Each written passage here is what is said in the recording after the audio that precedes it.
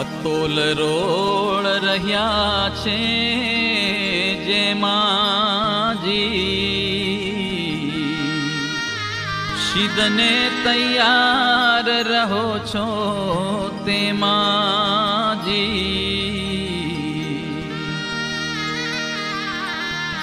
અણુ એક ભાર નથી સુખ એમાજી,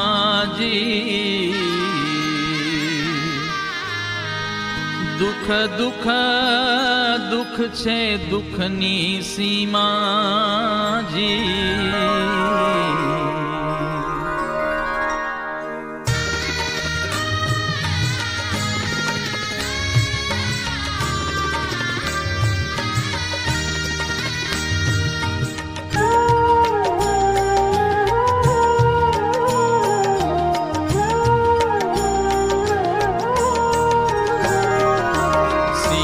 છે સર્વે દુઃખની હરિ વિમુખનો વળી સંગ, મહાપ્રભુ મળવાને માર્ગે જાણું આડો ઉતર્યો ભોયંગ। જેમ આવ્યો ધન આનંદનો ત્યાં મુઓ મોટેરો સૂતરે, તેમ અવસર આવ્યો હરિ ભજ્યાનો ત્યાં મળ્યો જાણો જમદૂત રે। જેમ ભોજન બહુ રસે ભર્યા કર્યા જુગતે જમવા જે, તેમાં પડી મુઈ માખીઓ કહો કેમ ખવાય તે। તેમ મનુષ્ય દેહ મહામોંઘા માહી વચન પડ્યા વિમુખના, સુખ ન આવે સ્વપને એ તો દેનાર છે દુઃખના। દૈત્ય દાનવ દાનુજ થયા જક્ષ રાક્ષસ ભૂત પલિત, તે સર્વે વિમુખના સંગથી બીજીમાં જાણજો કોઈ રીત। જેવી વચન દ્રોહીથી વાતાવણશે તેવી વણશે નહીં વેરી થકી, વેરી કાપે એક કંઠને આ તો કોટી કંઠે નથી નકી। એને સંગે એવા દુઃખ મળે ત્યારે તેના તે દુઃખ કેવા કહીએ, નિષ્કુળાનંદન કહીએ ઘણું એ તો મનમાં સમજી લહીએ। જય સ્વામિનારાયણ। કડવું 49 સ્વામીના દરેક ગ્રંથ હોય એમાં એમણે આમ કહેવાય એટલું કહી દીધું હોય આપણને, પણ આપણે એવા આમ કે ને જાડી ચામડી ના થઈ ગયા કે આપણને અસર જ ન થાય કે અતોડ રોડ રહ્યા છે જેમાંથી, સિદ્ધને તૈયાર રહો છો તેમાંથી, જેમાં કેટલા બધા દુઃખ છે એના માટે શું આપણે તત્પર રહો, જેટલા વચન લોપીએ એટલી વાર આપણે જન્મ આવવાનો જ છે, તો કે એમાં દુઃખ છે એના માટે આપણે તૈયાર રહો। અણુ એક બાર નથી સુખ એમાંથી, દુઃખ દુઃખ દુઃખ છે દુઃખની સીમા જ, સેજે સુખ નથી, ક્ષણવારનું ક્ષણભંગુર સુખ છે, પછી તો એમાં દુઃખ સીમા વગરનું છે એમ।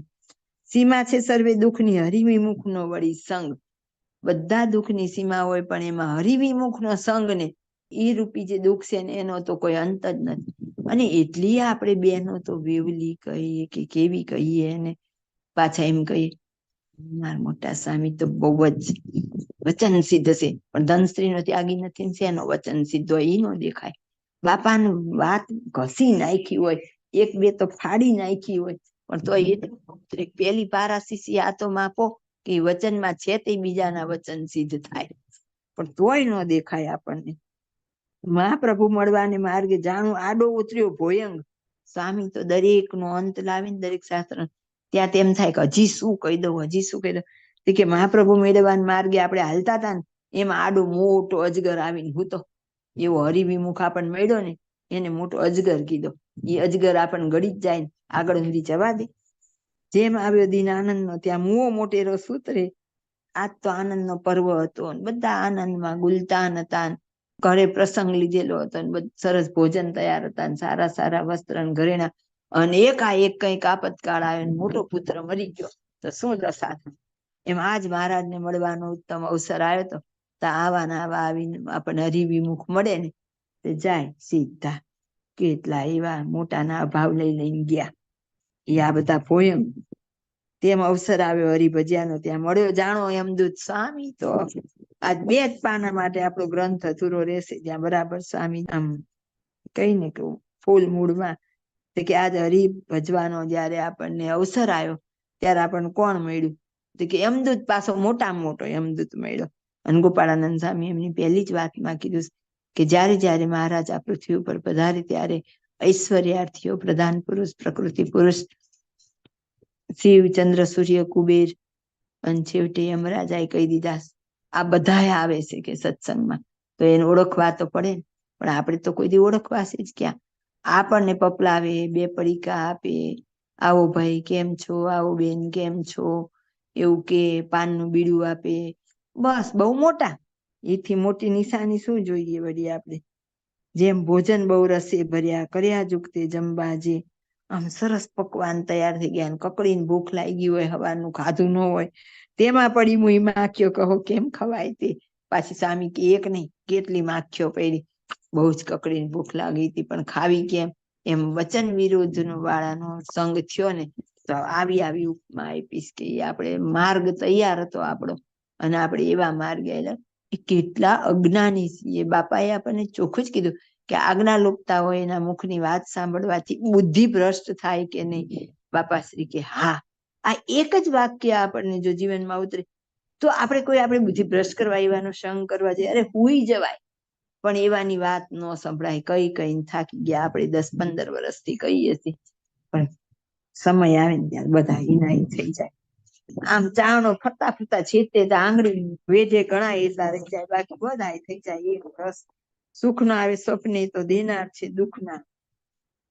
તે મનુષ્ય દેહમાં હા મોંઘોમાં વચન પડ્યા વિમુખના. મોંઘો મનુષ્ય દેહ મળ્યો તો અને એમાં પાછા વિમુખના વચન પડ્યા. સુખ ના આવે સ્વપ્ને તો દેનાર છે દુઃખના. જેને એવા વચન વિરોધી છે એનો સંગ થયો એને સ્વપ્ને તે સુખ નથી આવવાનું, એને તો દુઃખ જ આવવાનું. દૈત્ય દાનવ ધનુષ થયા, યક્ષ રાક્ષસ ભૂત પલિત. આ લીટી સમજવા જજી પાછળની બહુ સરસ. આ બધા જુદી જુદી ભૂતની જાતિઓ છે. તો કે આવા બધા બન્યા કોણ? તે સર્વે વિમુખના સંગથી. બીજી માં જાણ જો કોઈ રીત જે કોઈ ભૂત પ્રેત બને છે, પલિત બને છે, સર્પ બને કે અસુર બને છે, એ બધાની યોની શેનાથી પ્રાપ્ત થાય? તો કે હરિની આજ્ઞા લોપનારના સંગ થકી. વિચારીએ આપણી ગતિ શું શું થાય.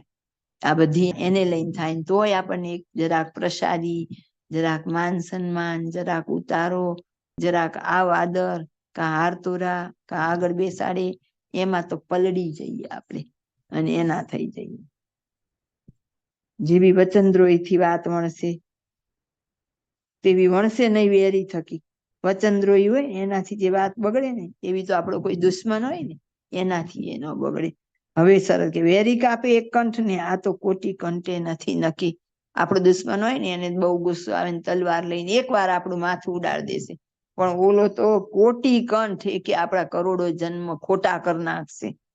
એને સંગે એવા દુઃખ મળે ત્યારે તેનાથી દુઃખ કેવા કહીએ. એવા સંગ મળે કે હું એ દુઃખનું વર્ણન શું કરું? સ્વામી કે નિષ્કુળાનંદ ન કહીએ ઘણું, એ તો મનમાં સમજી લઈએ.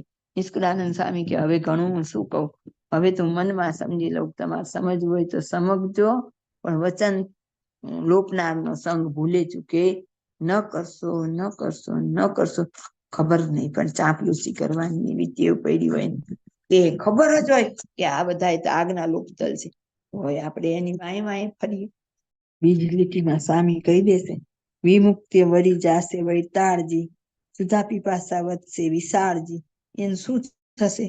તો કે વૈતાળ વિચારો, ભૂતની જાતમાં આપણે વિક્રમ વેતાળની વાર્તાઓ સાંભળતા, તો કેવો વૈતાળ થશે ને એને ખાવા પીવાની આમ બહુ જ તકલીફ પડશે એમ.